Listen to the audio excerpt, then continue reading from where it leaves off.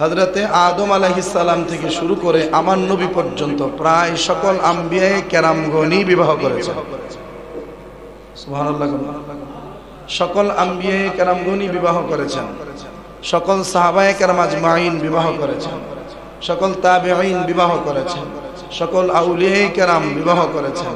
কিন্তু এর মধ্যে মাঝে মাঝে কয়েকজন আল্লাহর ওলি এমন ছিলেন, আল্লাহর এমন কিছু বান্দা ছিলেন যারা নিজেকে এমন ভাবে কন্ট্রোল করেছিলেন যে তাদের বিবাহ করার মানে প্রয়োজনই হয় না। সুবহানাল্লাহ। তো সেই আলোচনাটা আজকে, এটা বিবাহিতদের জন্য উপকার, অবিবাহিতের জন্য উপকার।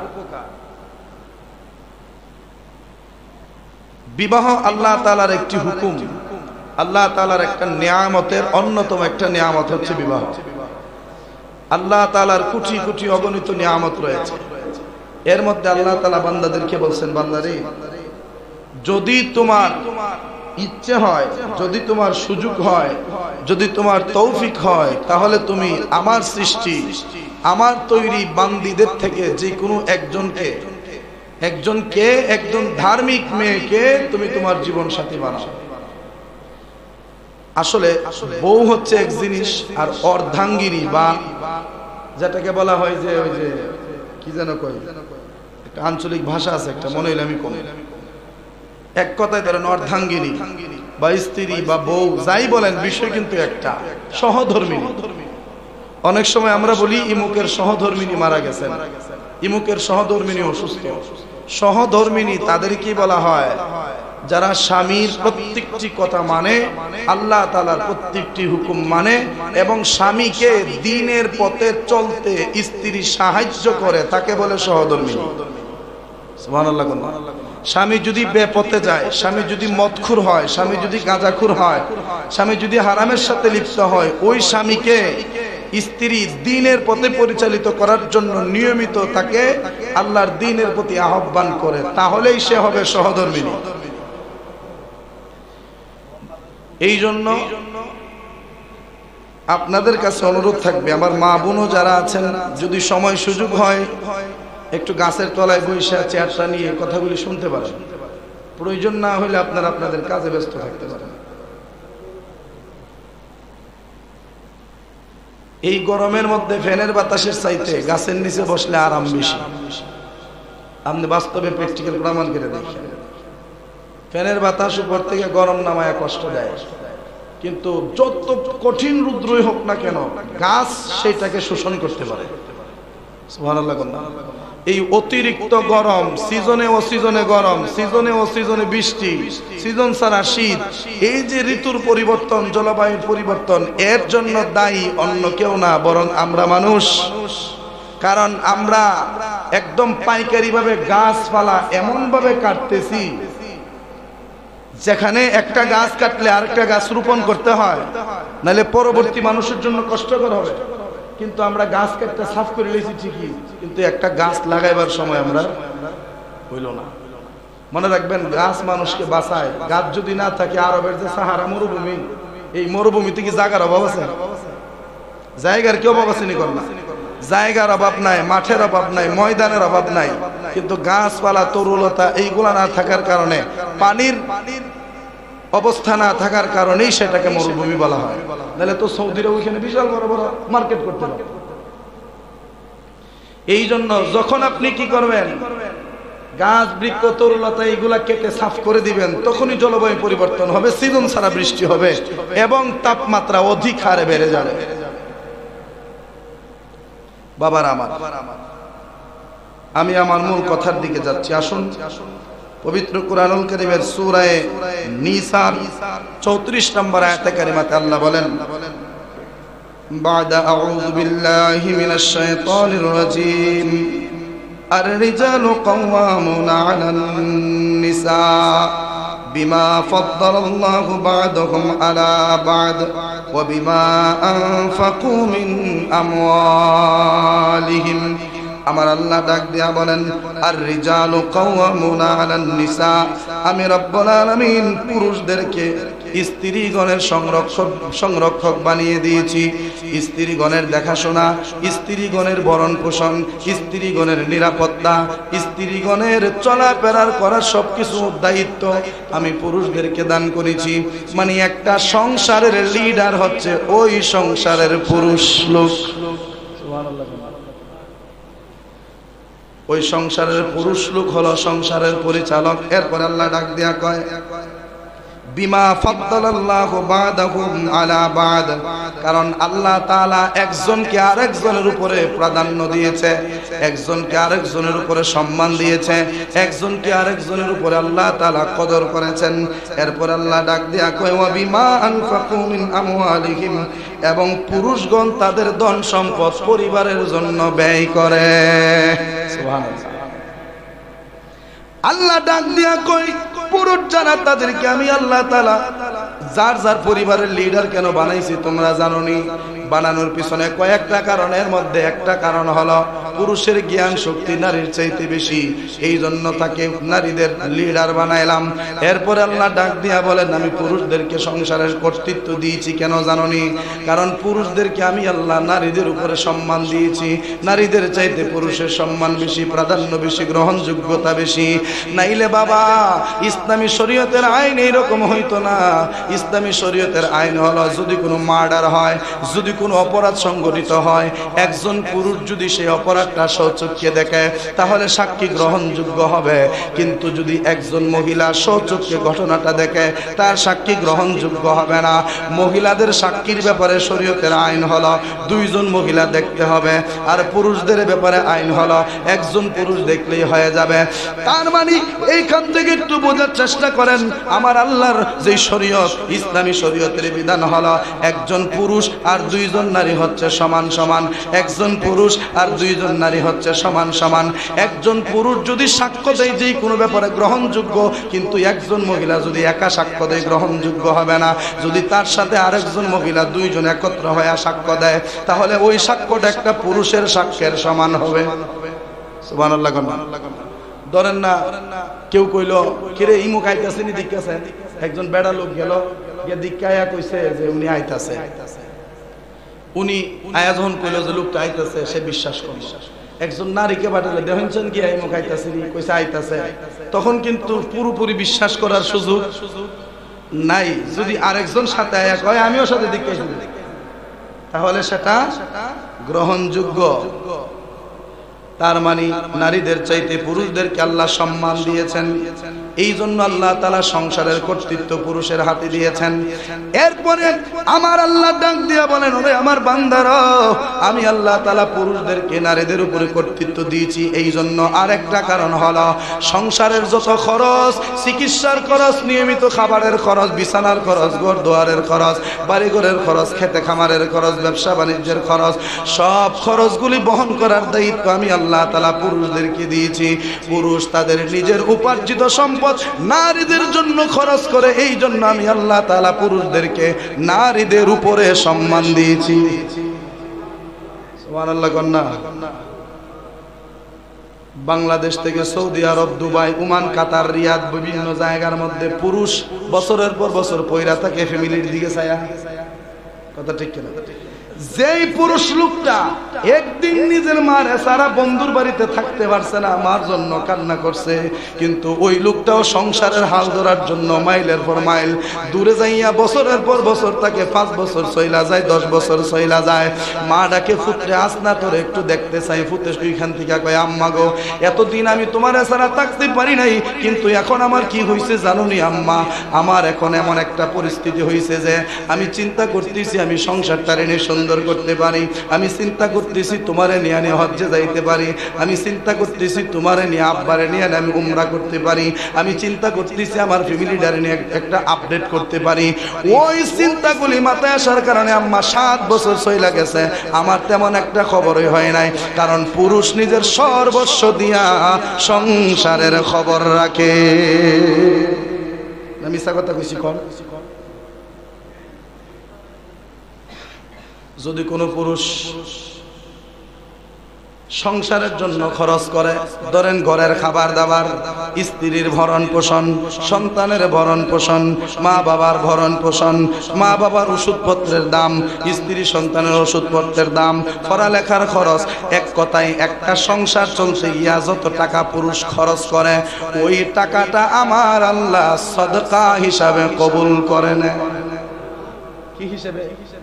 সদকা। সদকা পরিবারের জন্য যে টাকাটা খরচ করবেন, এটার জন্য সওয়াব পাবেন। বাবারা আমার, এরপরে আমার আল্লাহ ডাক দিয়া বলেন, ও আমার বান্দারা শোনো, নারীদেরকে আমি আল্লাহ তাআলা সৃষ্টি করেছি পুরুষদের জন্য, পুরুষদেরকে সৃষ্টি করেছি নারীদের জন্য। একজন আরেকজনের সাথে মিলেমিশে থাকবে, একজন আরেকজনের সাথে, একজন আরেকজনের দুঃখ বুঝবে, একজন আরেকজনের সুখ ভাগাভাগি করে নেবে, একজনের দুঃখের সময় আরেকজন পাশে দাঁড়াবে, আরেকজনের দুঃখের সময় আরেকজন পাশে দাঁড়াবে, একজনের বিপদে আরেকজন উদ্ধার করার জন্য এগিয়ে আসবে, আরেকজনের বিপদে আরেকজন এগিয়ে আসার জন্য, মানে তাকে সাহায্য করার জন্য এগিয়ে আসবে। আল্লাহ ডাক দেখো, এইরকম যদি সংসারের মধ্যে চলে, ওই সংসারটাতে কখনো অশান্তি আসবে না, ওই সংসারটাতে কখনো কোনো দুঃখ কখনো সংসারের ভিতরে প্রবেশ করতে পারবে না। যদি তুমি স্বামী স্ত্রী দুইজনের ভালোবাসার মাঝখানে তুমি ফাঁকা রাখো, মানে ঘাটতি রাখো, ভালোবাসতে গিয়ে ত্রুটি রাখো, ওই ত্রুটির মাঝখান দিয়া দেখবা ইবলিস ঢুইকা দুইজনের মধ্যে একটা দূরত্ব সৃষ্টি করে দিছে। কথা ঠিক কিনা? এরকম হয় বাবা। আমার আল্লাহ ডাক দিয়া বলেন, ওরে দুনিয়ার নারী সমাজ, ও দুনিয়ার পুরুষ সমাজ, তোমরা যারা আছো নারীরা, আমি আল্লাহ তাআলা নারীদেরকে আকর্ষণ জাতীয় করে বানাইছি, পুরুষদেরকে চুম্বক জাতীয় করে বানাইছি।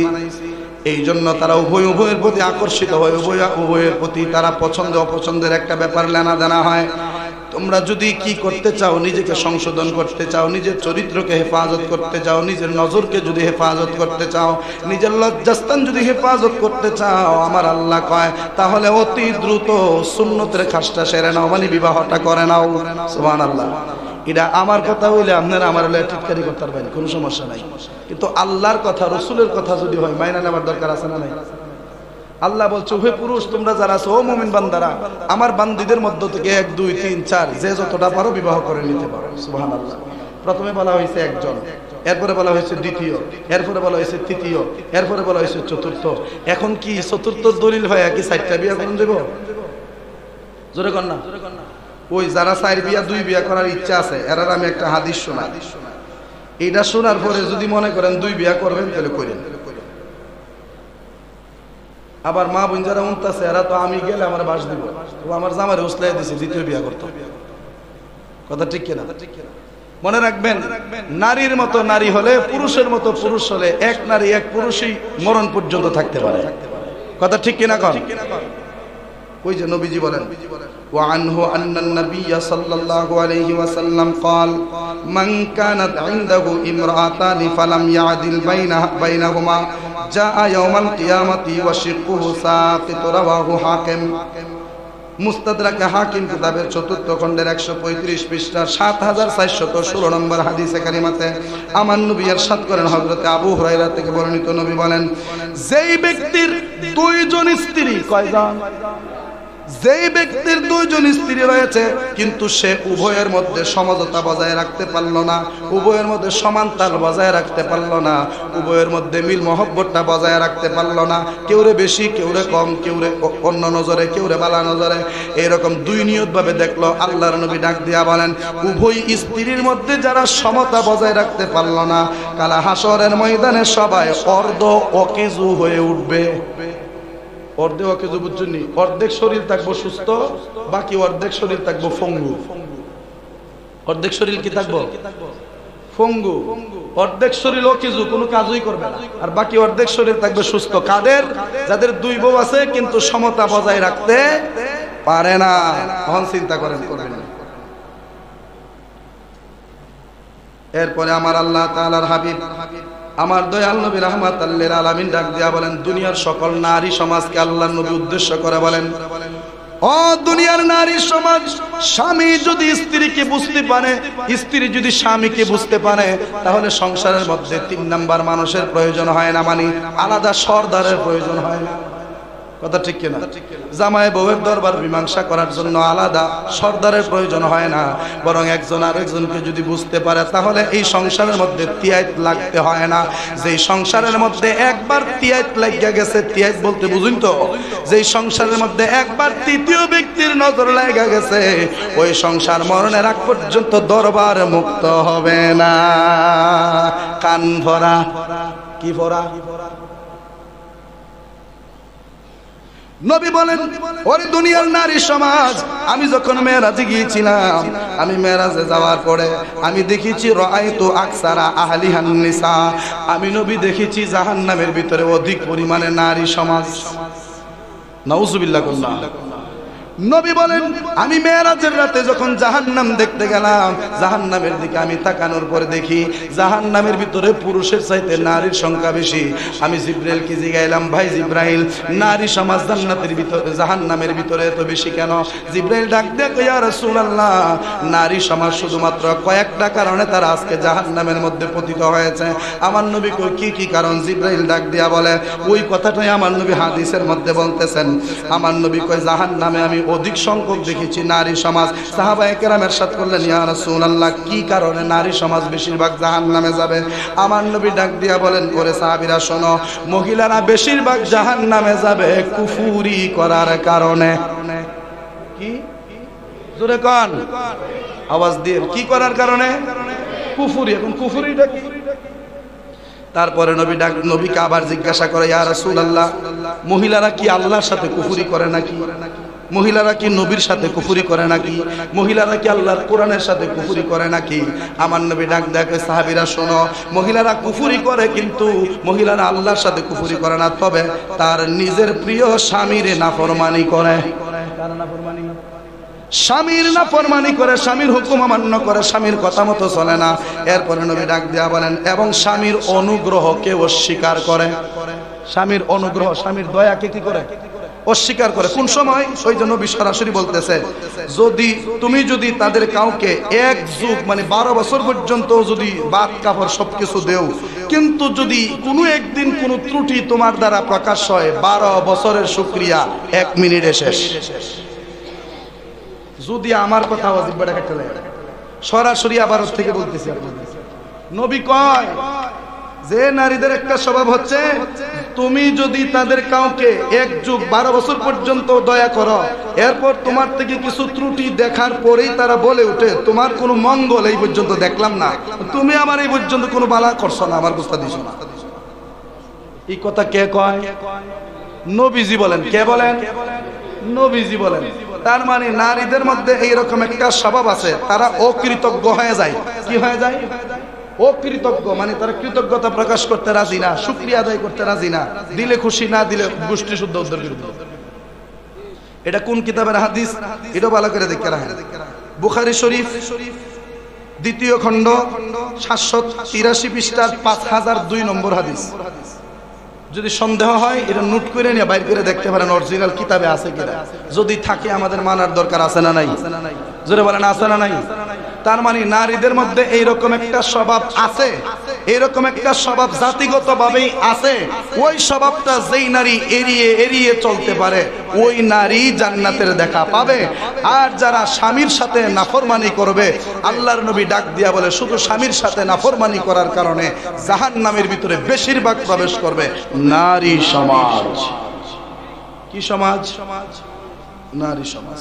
এবার আসেন, এরপরে আল্লাহর নবী ডাক দিয়া বলেন, ওরে দুনিয়া নারী সমাজ, আমার মা বোনদেরকে উদ্দেশ্য করে বলি, আমার মায়েরা, আমার বোনেরা, আল্লাহর নবী বলেন, এই সৃষ্টি জগতে আল্লাহ ছাড়া যদি কারো পায়ে সেজদা দেওয়ার অনুমতি আমার আল্লাহ দিত, সুবহানাল্লাহ, বালা করে মাথায় ঢুকান, নারী সমাজকে বলছি।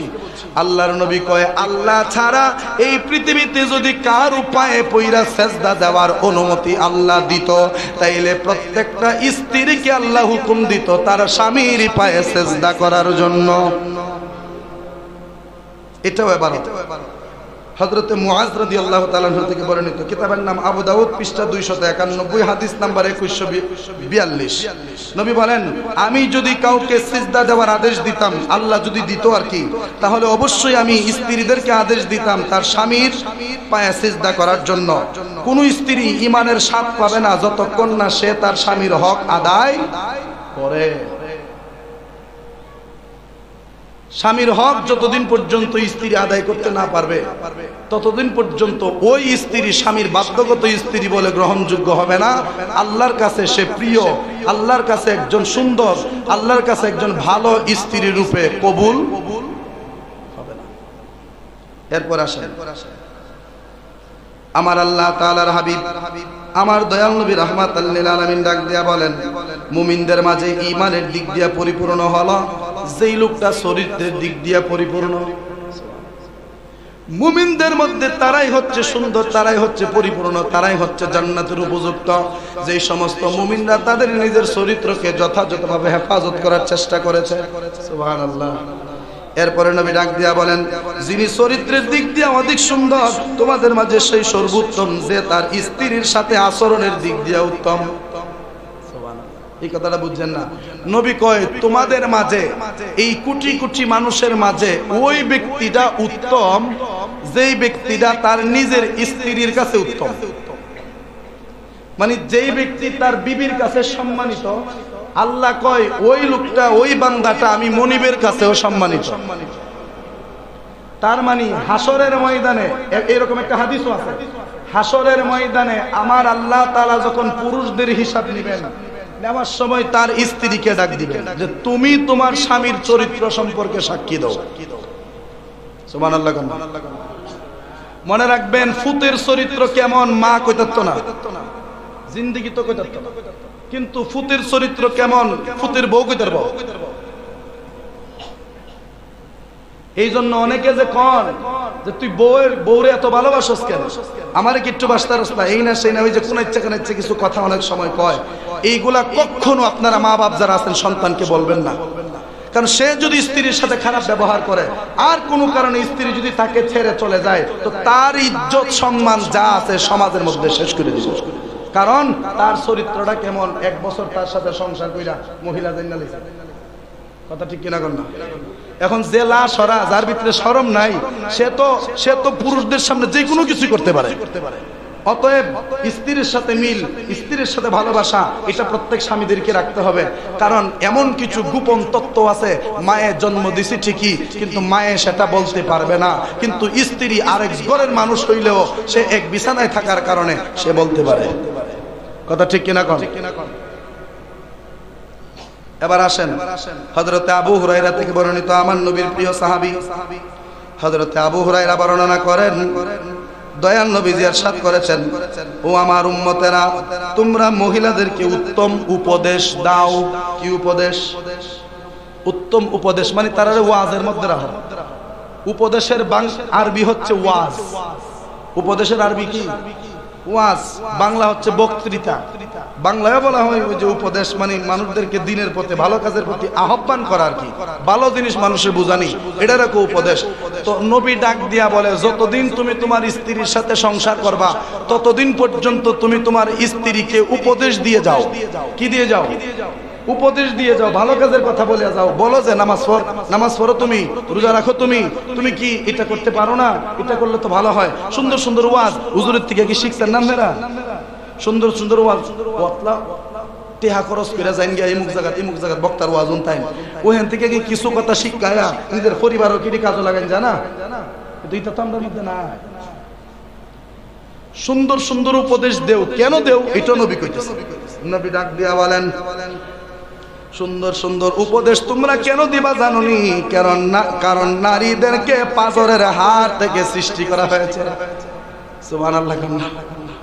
নবী কয় উপদেশ নিয়মিত দিয়ে রাখো। কেন দিয়ে রাখবা জানোনি? কারণ তারা পুরুষের বাম পাথরের বাঁকা হাত থেকে তৈরি। এরপরে আমার নবী ডাক দিয়া বলেন, যে হাতটা দিয়ে তৈরি সেটা হচ্ছে বাঁকা। তুমি যদি তারে দ্রুত সোজা করতে চাও ভেঙে যাবে, আর যদি সোজা করতে না চাও একেবারে বেঁকে যাবে। সুবহানাল্লাহ।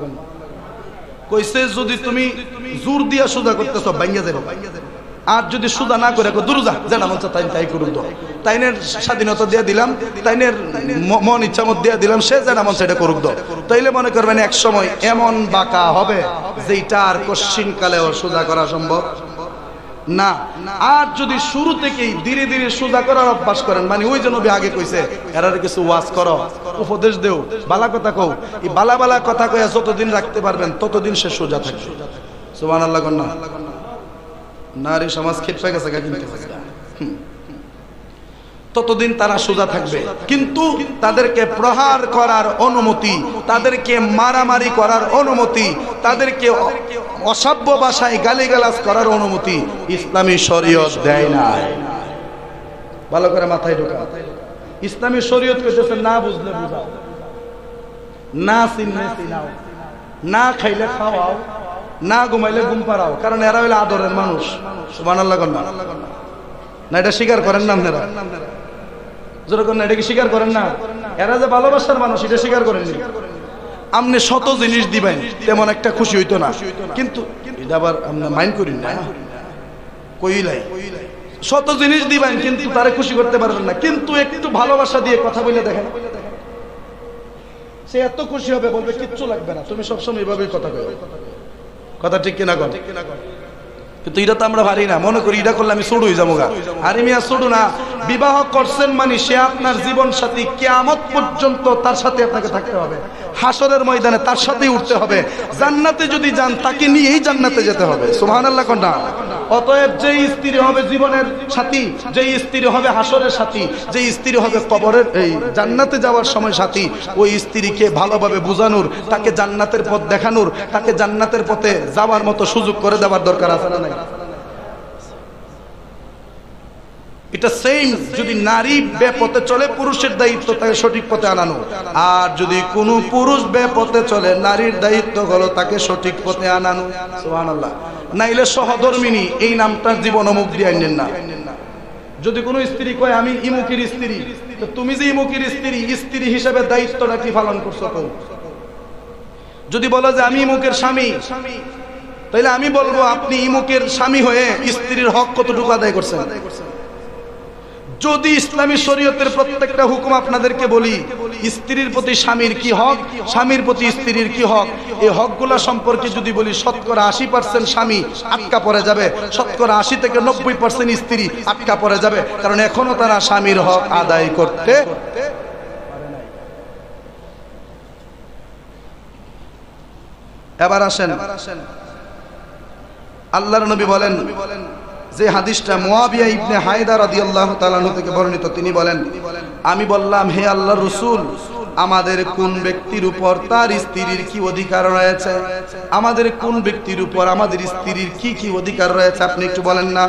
আমার নবী বলে, তুমি যখন আহার করবে তুমি তোমার স্ত্রীকেও আহার করাবে। সুবহানাল্লাহ। তুমি যখন খাবে তোমার স্ত্রীকেও খাওয়াবে। এরপরে নবী কয়, তুমি যখন কাপড় পরিধান করবে তোমার স্ত্রীকেও কাপড় পরিধান করাবে, তাদের মুখমণ্ডলে প্রহার করবে না। এই যে সরাসরি আবার ওয়ালা তাদরিব, আর তাদরিব মানে ধরবে না, মারবে না। ওয়ালা তাদরিব, মারবে না কোথায়? আল ওয়াজহু, তাদের চেহারায়, কখনো তাদের চেহারায় মারবে না। এরপরে কয় ওয়ালা তুকাব্বিহ ওয়ালা তাহজুর ইল্লা ফিল বাইত। এরপরে নবী কয় অশ্লীল ভাষায় গালি দেবে না এবং ঘরের ভিতর ব্যতীত তার নিকট থেকে বিচ্ছিন্ন হবে না। শেষের কথাটা বুঝছেন? কইছে ঘরের ভেতর ব্যতীত অন্য কোন জায়গায় স্ত্রী স্বামী আলাদা হতে পারে না। আলাদা বলতে কোনটা আমি বোঝাই? ঘরের ভেতরে যদি স্ত্রীরে ঘরের ভিতরে ছাইরা দিয়া স্বামী জায়গা দেশ বিদেশ, কোনো সমস্যা আছে না? কিন্তু স্ত্রীরে যদি নরপুর সড়ক বাজার তৈয়া তাই বাইতে ঘুমাইতে হয় না, যে বেড়ার ইচ্ছা আছে এবারও দেখবো, যে বেড়ার ইচ্ছা নাই একটু দিকে এবারও দেখতেছে। এই জন্য নবী কয় ঘরের ভিতরে তারে আলাদা করে থই যেতে পারবা, মায়ের সাথে, বাবার সাথে, নিজের ভাইয়ের সাথে, আপনজন যারা আছে তাদের সাথে, মুহরিম যারা তাদের সাথে রেখে যে তুমি যে কোনো জায়গায় যেতে পারবা। কিন্তু যখন সে কোথাও বের হবে তখন তুমি তার সাথে সাথে থাকতে হবে। এমনকি সে যদি হজ্জেও যায় তুমি স্বামী হিসেবে তার সাথে থাকতে হবে। কিন্তু এখনকার মহিলারা মাইলের পর মাইল জায়গা গান উনতো জামাই রেজি গাইছে আওয়ার পরে জামাই কইতেছে কই গেছলাম ওরই মুখ বান্ধবীর বাড়ি গফ করতাম গেছলাম কত অত দেরি হইল কারি কইন না 10-15 জন আইছিল সকলের কিচ্ছা উনতুনতে রাইফত কান আছে না এরকম মনে রাখবেন ওয়াজ কোন মিলাদ কোন জিকির কোন আর গান বাজনা কোন যাই কোন না কেন কোথাও আপনি যেতে পারবেন না ও আমার মায়েরা ও আমার বোনেরা কোথাও আপনারা একটা কদম ফেলতে পারবেন না যদি আপনার স্বামী কই তুমি যেতে পারবা না আর যদি কই ঠিক আছে যাও সাবধানে যাও বা আমার ছোট ভাইরা লয়ে যাও বা ফুটতারে লয়ে যাও বা আমার বাপরে লয়ে যাও এক কথায় যাদের সাথে বিবাহ হারাম এইরকম 14 জন মুহরিম আমি গত 3-4 জমা আগে বলছিলাম মুহরিম কারা কারা এই 14 জন মুহরিমের মধ্যে যে কোনো একজনকে সাথে দিয়া যদি পুরো পৃথিবীও ভ্রমণ করান এটা জায়েজ সুবহানাল্লাহ কোন এটা কি জায়েজ এবার আসেন বাবা স্ত্রী হইলে কেমন স্ত্রী হতে হবে স্বামী হইলে কেমন স্বামী হতে হবে আপনারা নবীদের ইতিহাস ভালো করে জানেন হযরতে আইয়ুব আলাইহিস সালাম যিনি অত্যন্ত ধনী মানুষ ছিলেন অত্যন্ত সম্ভ্রান্ত পরিবারের মানুষ ছিলেন যিনার সম্পদের অভাব ছিল না যিনার ধন দৌলতের অভাব ছিল না পার্থিব জীবনের কোনো কিছুর অভাব ছিল না কিন্তু তিনি আল্লাহর দরবারে নিয়মিত শুকরিয়া আদায় না করার কারণে আমার আল্লাহ তাআলা সামান্যতম রাগান্বিত হইয়া আইয়ুব নবীকে পরীক্ষার মধ্যে ফেলে দিলেন সম্পদ সয় সম্পদ যা ছিল সবগুলো আল্লাহ নিয়ে নিলেন এবং তিনার শরীরের মধ্যে কুষ্ঠ রোগ দিয়া সারা শরীর তারে আল্লাহ তাআলা পচায়া দিলেন সারা শরীর পচায়া দিল ওনার প্রায় 13 জন না 14 জন স্ত্রী ছিলেন সবাই ওনাকে ছেড়ে চলে গেছে কিন্তু হযরত ইয়াকুব নবীর একজন মেয়ে ইউসুফ নবীর একজন বোন যিনার নাম ছিল লাইয়া বিনতে ইয়াকুব যিনার আরেকটা নাম হচ্ছে হযরতে বিবি রহিমা সুবহানাল্লাহ কন্না লাইয়া বিনতে ইয়াকুব হচ্ছে ইয়াকুব নবীর মেয়ে ইউসুফ নবীর বোন সেই লাইয়া বিনতে ইয়াকুব তিনি বিবাহ করেছিলেন হযরতে আইয়ুব আলাইহিস সালামকে আইয়ুব নবী যখন অসুস্থ হয়ে গেলেন সমস্ত বিবি তুনারে চাইরা চইলা গেল কিন্তু বিবি রহিমা স্বামীর কদম ছাড়ল না স্বামীর শিয়র ছাড়ল না আইয়ুব নবী অনেকবার বললেন রহিমা তুমিও চলে যেতে পারো কারণ আমি আমার জীবনটারে আমার মালিকের হাতে তুলে দিছি অতএব আমার মালিক যদি আমারে ফসায়া মারতো আমি রাজি আমার মালিক যদি আমারে ফুকামাকড় দিয়া খাওয়ায় মারতো আমি রাজি আমার মালিক যদি আমারে যেই কোনো ভাবে রাখতে চায় আমি আইয়ুব রাজি কিন্তু তুমি রহিমা আমার সাথে থাইকা তুমি অসুস্থ হইও না তুমি নিজের ধ্বংস কইরো না তুমি আমাকে ছেড়ে চলে যাও আমি সুস্থ হইলে মন চাইলে আইয়ো নাইলে আসার দরকার নাই বিবি রহিমা ডাক দিয়া কই স্বামী আপনার প্রতি আমার যে দায়িত্ব আছে আপনার প্রতি আমার যে কর্তব্য আছে ওই কর্তব্য ওই দায়িত্ব যদি আপনার পায়খানা যদি জিহ্বা দিয়ে পর্যন্ত পরিষ্কার করি এরপরেও আপনার হক আমি আদায় করতে পারবো না এরকম তো করছে ও ফুকামাকড় হাত দিয়া না সরায় জিহ্বা দিয়া সরাইছে সুবহানাল্লাহ ফুকামাকড় সারা শরীর পছন্দ ধরে গেছে ফসলিকে সুগেরান বাইরো না কুগেরান খারাপ দুর্গন্ধ কিন্তু বিবি রহিমা পাশ ছাড়ে না নাকে কাপড়ও দেয় না সুবহানাল্লাহ নাকে কাপড়ও দেয় না তিনি এমনিতেই খেদমত করছেন এমনিতেই পোকামাকড়গুলি সরায় রাখছেন শেষে জিহ্বা দিয়ে তিনি সরাইতে শুরু করে দিলেন কিন্তু বর্তমান নারী সমাজ পোকামাকড় সামান্য গামের গন্ধ দুইবার গোসল দেয় হ্যাঁ এইটাগুলি কামদের মালিক করবা বাস্তব কথা মিয়া সামান্য স্বামীর গামের গন্ধ যদি সহ্য করতে না পারো কি এর স্ত্রী তুমি হইলা কারণ স্বামী ঘামটা জড়াইছে কার জন্য তোমার জন্য স্বামী নিজের ঘাম জড়াইছে কার জন্য তুমি বিবির জন্য তোমার সন্তানের জন্য মা বাবার জন্য পরিবারের জন্য ঘাম জড়াইছে সেই ঘামের গন্ধ তুমি সহ্য করতে পারো না আর বিবি রহিমা কিরা ফুক জিহ্বা দিয়া সরায় সুবহানাল্লাহ এটা তো একটা নজির দিলাম বিবি হাজারার কথা তো আপনার সরি ফেরাউনের বিবি আসিয়ার কথা তো আপনারা জানেন বিবি আসিয়া ফেরাউনের বিবি ছিল উনার টাকার অভাব ছিল না সম্পদের অভাব ছিল না ধন দৌলতের অভাব ছিল না এমন জায়গায় বিবি আসিয়ার জায়গা ছিল যেখানে বসলে নীল নদের পানিগুলা দেখা যাইত এত সুন্দর মনোরম পরিবেশ কি এর জাফলং আর কি এর বিছানা কান্দি আর কি এর বোলাগঞ্জ আর কক্সবাজার এত সুন্দর একটা দৃশ্য সেই দৃশ্য তিনি দেখতেন এত আরামায়েশে থাকার পরেও ওনার মনের মধ্যে সুখ ছিল না সেই বিবি আসিয়া স্বামীর কাছে নির্যাতিত হয়েছে একমাত্র কালেমায়ে শাহাদাতের কারণে লা ইলাহা ইল্লাল্লাহ হযরতে মূসা কালিমুল্লাহ এই কালেমার কারণে শুধুমাত্র হযরতে আসিয়া বিবি হাসিয়া রাদিয়াল্লাহু তাআলা উনি ফেরাউনের নির্যাতনের শিকার হয়েছেন। শেষ পর্যন্ত শাস্তি দিতে দিতে শেষ যে শাস্তিটা ছিল এটা ছিল বিবি আসিয়ার পায়ের এই গোছা থেকে চাকু দিয়ে কেটে কেটে গোশত কুকুর রেখা হয়েছে। নাউজুবিল্লাহ কন্না বিবি আসিয়ার বাবা আমি শেষ করে দিচ্ছি কারণ আমাদের অনুষ্ঠান আছে আশেপাশে, এই জন্য আমি লম্বা করতেছি না। পায়ের যে গোছা এই গোছা থেকে চাকু দিয়ে গোশত কেটে কেটে কুকুর রেখা হয়েছে। আসিয়া একটা উহ শব্দ করছে না, কইছে স্বামী আমি তোমার স্ত্রী, তুমি আমার স্বামী, আমার দেহের উপরে যত নির্যাতন যা কিছু করার সবগুলা করার অধিকার তোমার আছে, কিন্তু আমার মনে যে রব আছে এই রবকে তুমি সরাতে পারবে না। দেহটা তোমারে দিয়ে দিছে, যা খুশি তা করতে পারো। এটা দিয়ে আসিয়া কি বুঝাইলেন যে স্বামী হিসেবে তিনি আমার কাছে সম্মানিত, স্বামী হিসেবে আমার কাছে সম্মানিত, কিন্তু ধর্মের কথা যখন আসবে তখন তুমি আমার শত্রু, আমি তোমার শত্রু। কথা ঠিক কিনা? আল্লাহ আমরারে সঠিক বুঝ দান করুক। আমরা সকলেই পড়ি আমিন। ওয়া আখিরি দাওয়ানা আলহামদুলিল্লাহি রাব্বিল আলামিন। আসসালামু আলাইকুম ওয়া রাহমাতুল্লাহ। যারা সুন্নাত পড়েন নাই সুন্নাত পড়েন 4 রাকাত।